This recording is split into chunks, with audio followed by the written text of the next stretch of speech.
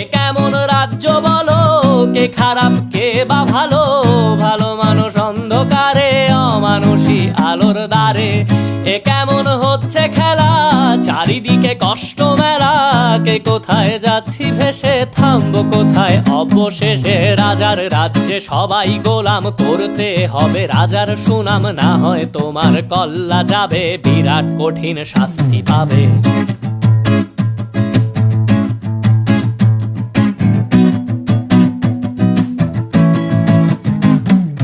ভাবছো কোথায় কে সে রাজা, আমরাই রাজা দিচ্ছি সাজা।